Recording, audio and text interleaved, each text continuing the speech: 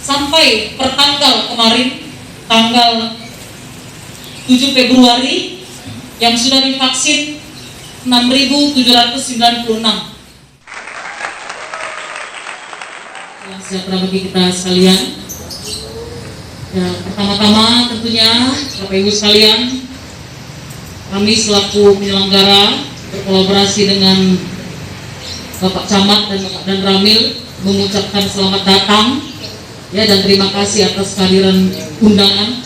Mungkin meskipun tidak semua yang hadir karena kita mengundang 70 orang dari semua sekolah SD yang ada di kecamatan. Ini ya Bapak Ibu, di kesempatan yang baik dalam rangka acara sosialisasi serentak manfaat vaksin anak untuk Kecamatan Medan Tuntungan dalam rangka menekan angka korban COVID-19 dan yang sekarang ini varian terbaru yaitu Omicron,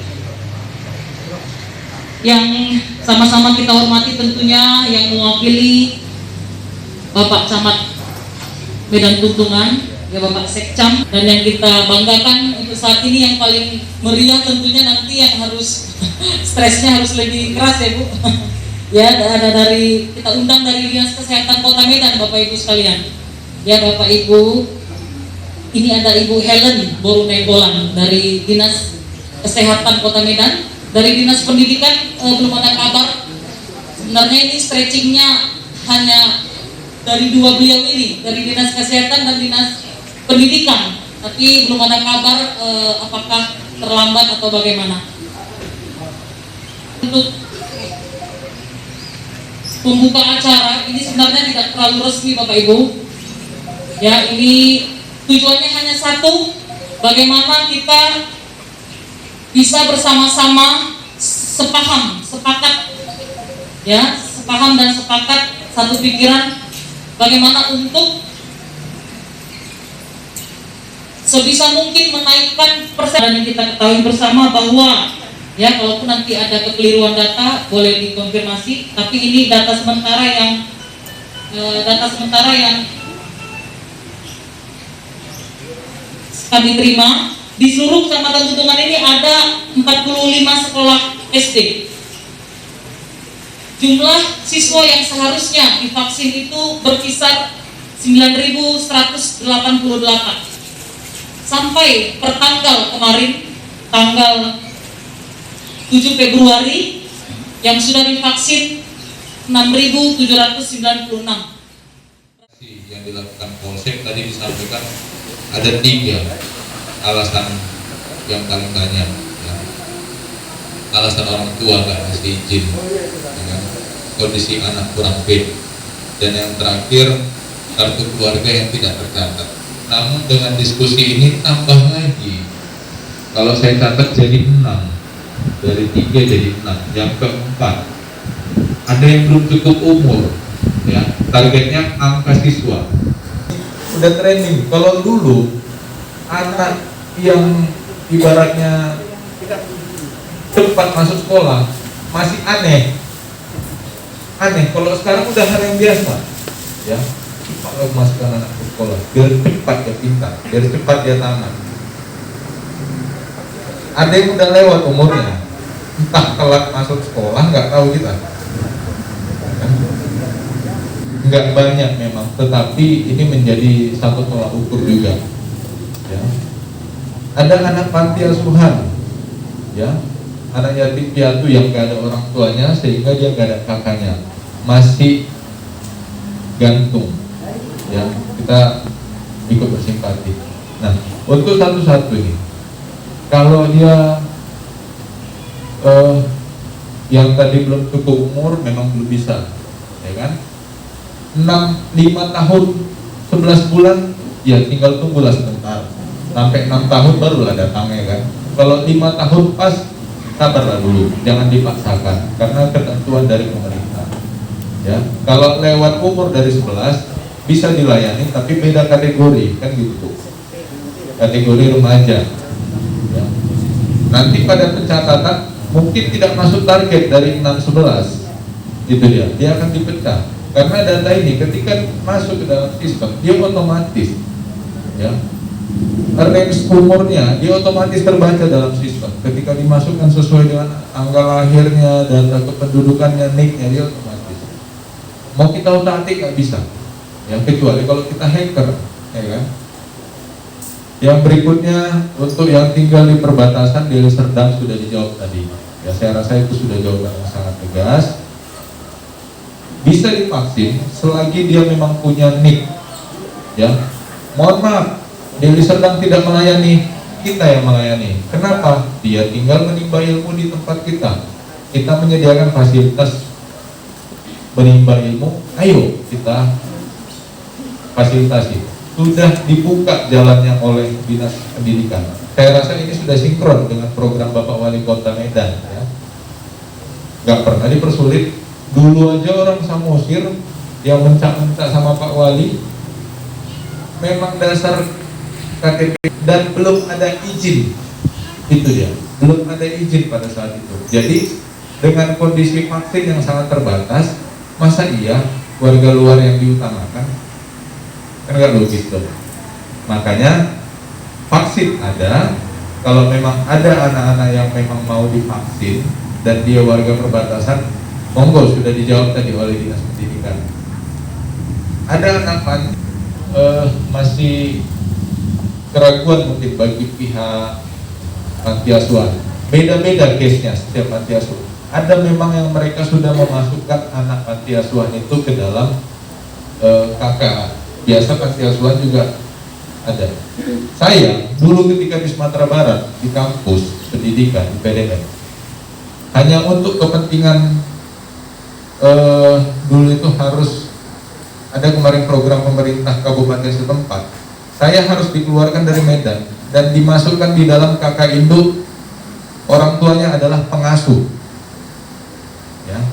Ketika saya pulang ke Medan, ya saya pecah lagi, saya urus surat pindah, dan itu kebijakan sana, saya harus ikuti, ya. Ada panti asuhan yang membuat kebijakan seperti itu, semua anak dibuatkan kartu keluarganya di dalam panti asuhan. Yang penting punya NIK, kan gitu ya.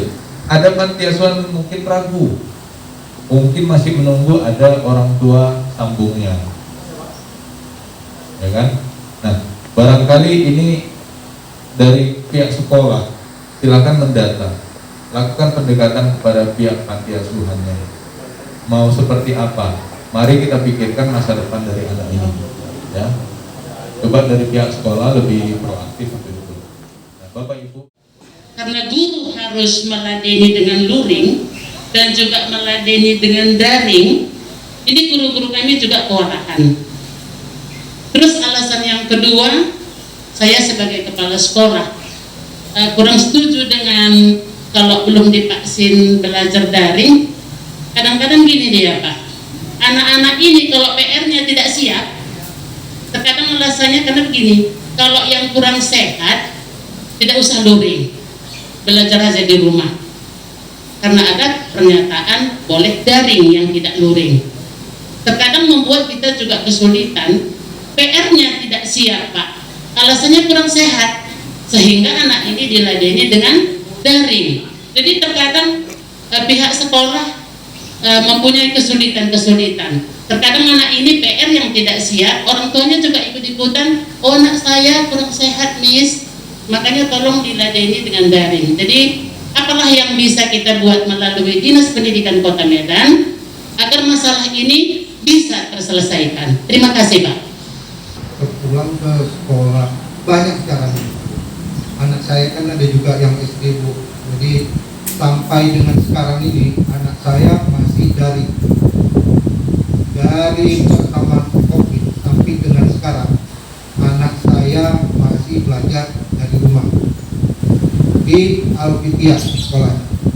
Kalau ibu nggak percaya boleh ibu tanyakan sama dengan eksesnya apa betul anak Pak Saiful Hija di sekolah di Alfitian sampai dengan sekarang, apakah anak Pak Saiful Hija pernah datang ke sekolah. Sampai dengan detik ini anak saya masih belajar dari rumah. Jadi caranya saya lihat ini yang di Alfitian itu Bu. Jadi yang diajarkan luring dengan yang daring itu divideokan. Jadi apa yang didapat yang di sekolah, anak saya pun dapat seperti itu juga, Bu.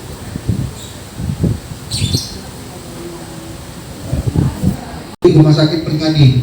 Jadi itu siswanya diliburkan dan di tracing. Jadi maksudnya itu macam saya bilangin tadi. Jadi bagi anak yang tidak, ini memang arahnya Pak tadi seperti itu. Memang dari Pramil memang belum ada surat edaran dari kami, memang belum. Nanti akan saya bicarakan juga. Oke, bujar. 6 sampai 11 tahun ini dilimpahkan ke sekolah. Sementara sekolah-sekolah membuat laporan ke dinas, membuat laporan berdasarkan jumlah siswa. Jadi target yang dibuat adalah jumlah siswa per berapa anak yang sudah divaksin, di pencapaiannya.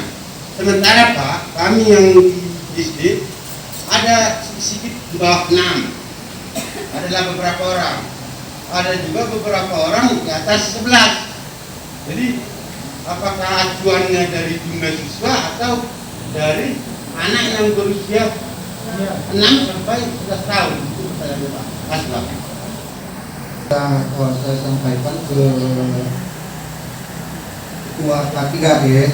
Jadi bagi anak yang ada usia di atas 11 tahun, jadi itu tetap didata. Jadi nanti mungkin ya di vaksin, ya mungkin tadi Kesmas ataupun kalau misalnya datang ya divaksin nggak apa-apa ya, bisa ya Pak? Bisa kata ini dari Kesmas. Jadi tetap didata Pak. Dengan yang usia di bawah 5 tahun pun kalau memang dia masuk SD ya udah nggak apa-apa, tetap didata. Kalau misalnya apa ya suruh datang aja nanti Pak. Oh tetap 6 gitu. Oh ya 6 Pak, sampai 6 Pak. Ya 6 sampai kalau misal ada yang di atas 11 tahun bisa ya 12 gitu ya. Bahkan ada yang sampai dengan usia kemarin saya data ada sampai 14 tahun. Ada ya. Jadi ya tetap didata aja Pak, tetap didata ya, dia kan dihitung tetap misalnya kelas 6 gitu ya kan, ya tetap disuruh datang aja Pak. Karena perbatasan makanya nggak tercapai vaksin itu. Sekarang sekolahnya Medan, penduduknya di Serang. Itu di SD 07 Jalan Rotan 10 Rumnas Simalingkar Pak. Terus di situ sekolah banyak juga anak panti, katanya tidak ada. Itu jadi makanya tercapai apa yang kita inginkan. Jadi konsultasi pun sama orang tuanya, kita panggil kepala desanya, kita panggil kepala dusunnya. Dijawabnya kan sekolahnya Medan. Di situ kadang ada keluhan sama kami.